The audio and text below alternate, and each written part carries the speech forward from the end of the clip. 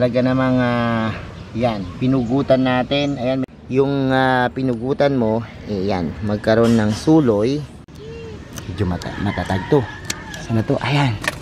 Nakat na natin and bunot. So ito na, repating na tayo at iriripat na natin tong ating. Hello everyone, this is Hermes Sunapi ni Dino Park and Eco Garden and welcome back sa ating YouTube channel. And for today's video, ano nga ba gagawin natin? Kung napansin nyo, nandito tayo dun sa aking tinatawag na Snake Plants Paradise, yung aking mga koleksyon dito ng variegated snake plants dahil metas tayo ngayon. Yung ating mga pinugutan before na mga Sansevieria,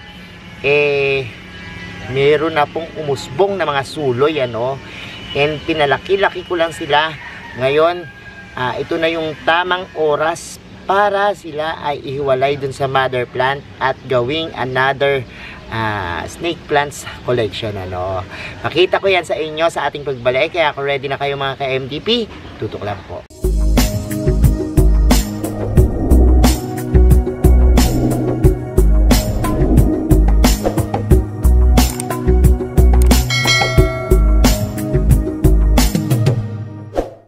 And we're back mga ka-MDP at tingnan na natin, no, yung sinasabi ko na mga pinugutan ko na snake plants, tapos ngayon may sumuloy na, no.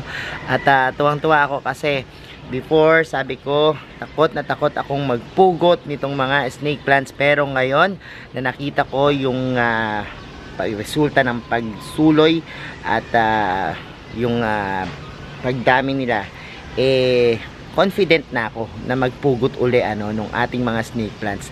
Ang tinutukoy ko po yung aking collection dyan ng variegated snake plants na kung tawagin ay Lavranos tsaka Blue Q, no. Tara, pakita ko sa inyo na malapitan. Sa mga nakasubaybay sa akin before, nakita nyo naman ito, no.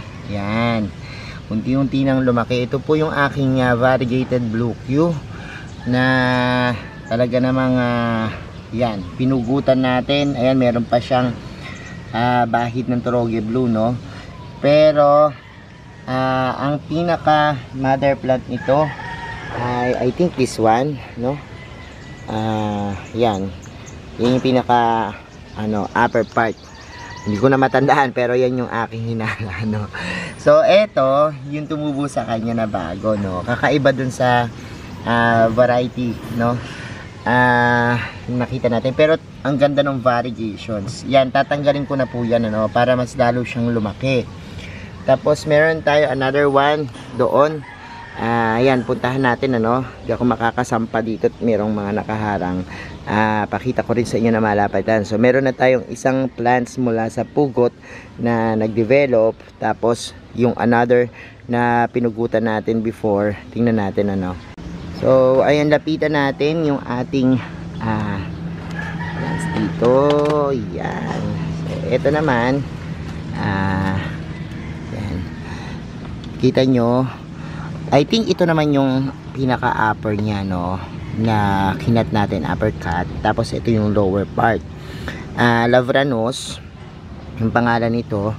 And, ang kagandahan kasi kapag nagpugot, pwedeng yung pinugutan mo, yan, magkaroon ng suloy. Yan, tingnan natin kung may roots na. Ayan, may roots naman siya.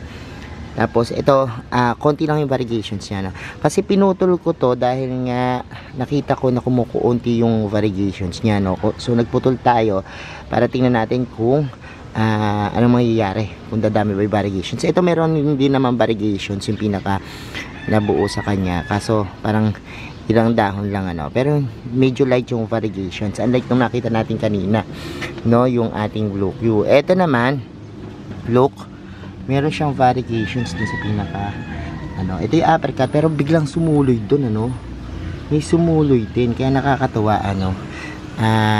Kukunin ko ngayon ito kasi parang kakaroon ng, hindi ko alam kung scale, ano, tinitingnan ko nga yan, normal naman yan, pero gagamutin lang natin, hindi naman malala. So kukunin ko na to para mas lumaki. Ito, yan. So meron tayong tatlong mga bagong plants mula dun sa pugot. method na ginawa natin, ano.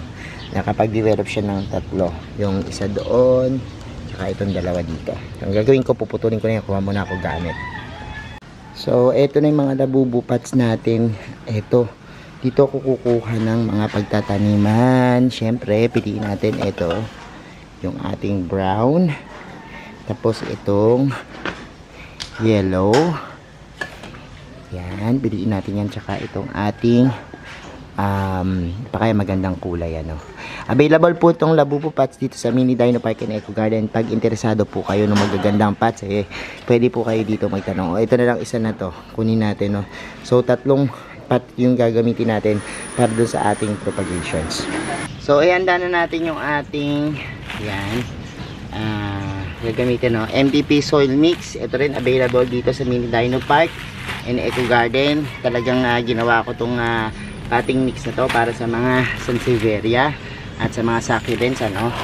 So kung wala, mag DIY na lang kayo, no. Mas damihan nyo lang yung pamis. Yan. So ito, ihanda muna natin yung pagtataniman natin. So napakasimple lang naman ito at napakadaling gawin. Yan naman, tumutok lang kayo. So kasya pala yung 1 kilo natin dito sa ating yan, mga labubu pots, ano. Yan, yan. Mamaya na lang natin siya dagdagan kapag halimbawang tatanim na natin. So putol method na tayo. Putulin na natin, gupitin yung mga nakita natin kanina na sumuloy dun sa ating pinutol, ano, na sansevieria. Tara, samahan nyo ako.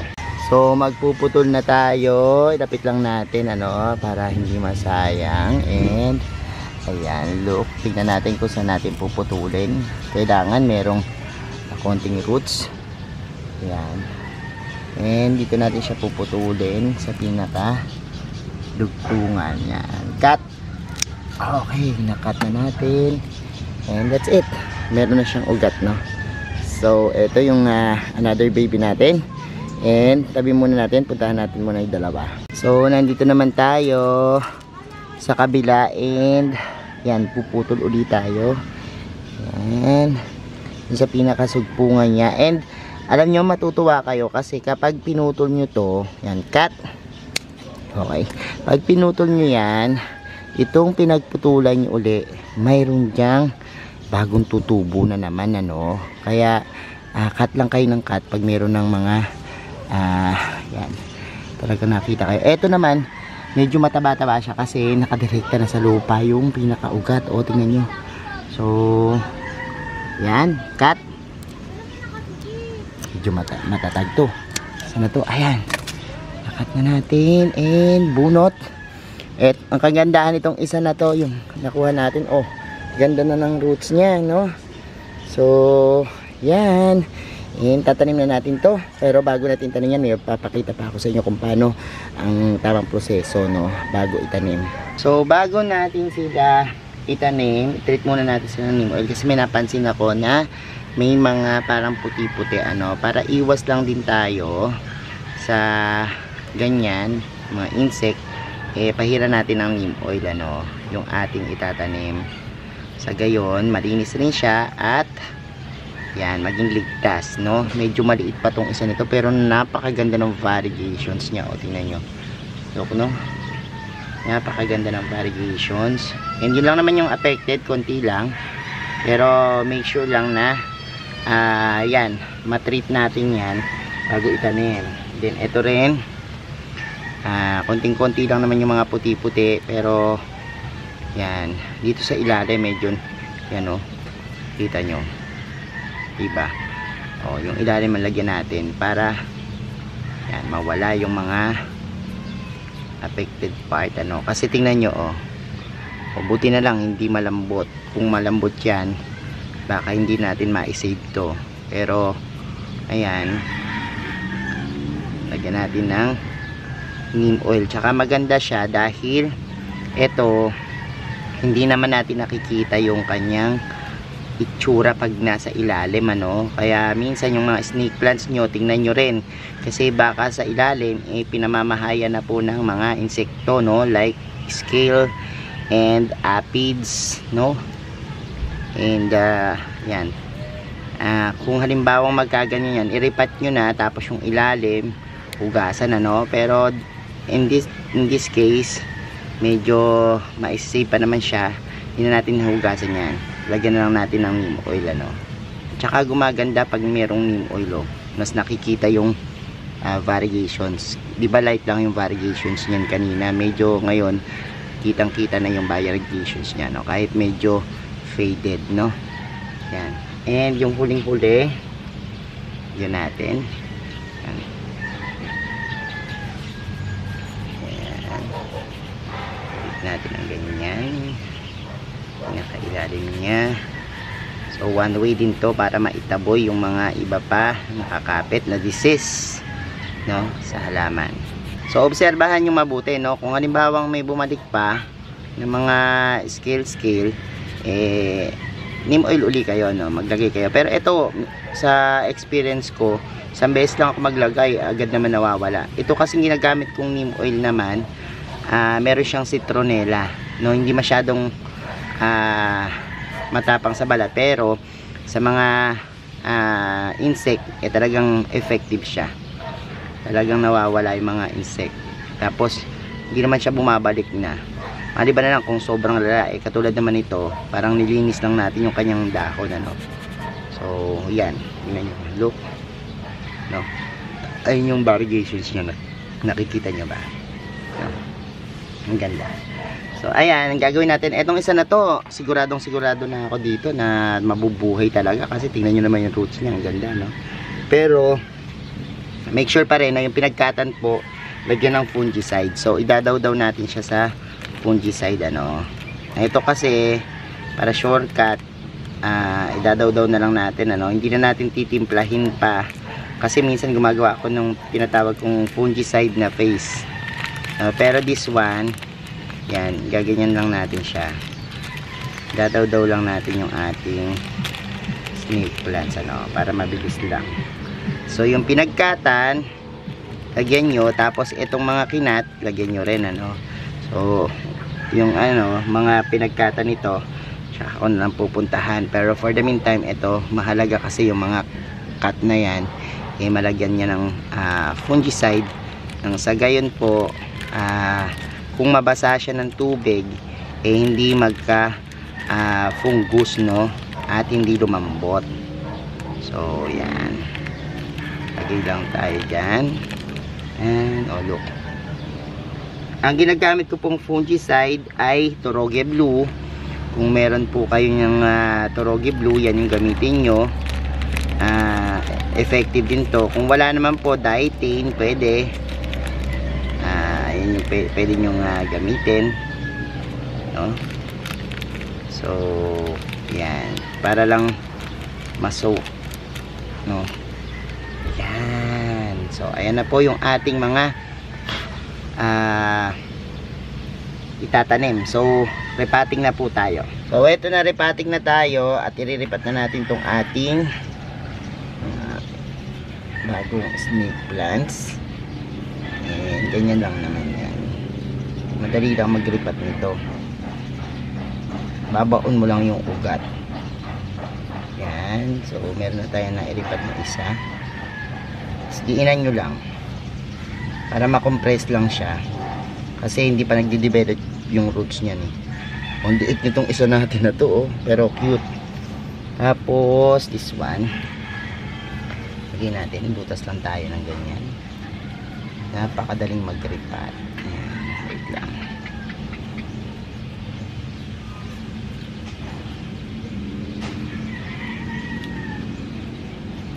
And last but not the least, yung ating napakahaba nito. So ito, tatanggalan muna natin ng konting lupa. Yan, kasi medyo ang haba na ng roots niya.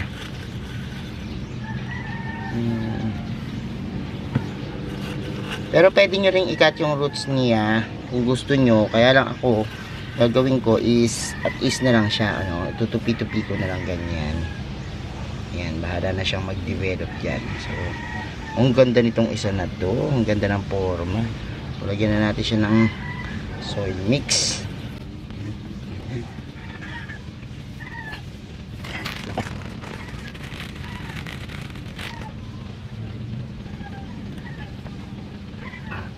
And ito, pwede nyo lagyan ng toppings, no?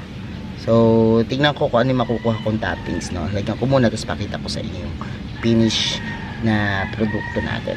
So, ito na yung ating nagawa. And, look. Nilagyan ko siya ng puting pebbles para ma-distinguish ko kung alin yung mga galing sa pugot, no? So, yung white yung nilagay natin since hindi pa naman tayo naglalagay dito mga ganyan, white pebbles. Iyan na lang muna yung pinaka-code ko sa kanila, no? Para malaman ko na ito ay nanggaling sa pugot method, no? Kita nyo naman yung ating napakagandang bagong variegated na snake plants. Mula lang po yan doon sa ating pagpupugot, ano? And I hope hindi kayo matakot, ano, kapag halimbawang magpuputol kayo ng inyong mga snake plants or magbabawas kayo ng mga dahon, kasi yan din yung one way para dumami sila, no, yung pag-bibihead, no, kasi kung minsan yung ating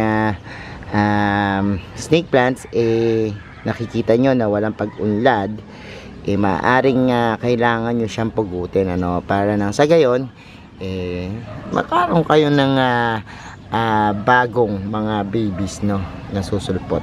So yan po yung ating mga propagations from pugot method. So ayan mga ka-MDP, napanood nyo po yung ating vlog for today, and I hope may natutunan kayo dyan, ano. Sa mga hindi pa po nagsasubscribe sa ating YouTube channel, kung betapat nyo po ganitong usapan, plants and gardening, mag-subscribe na po kayo, no. Huwag nyo pong kalimutang i-hit yung notification bell para laging updated sa aming latest upload.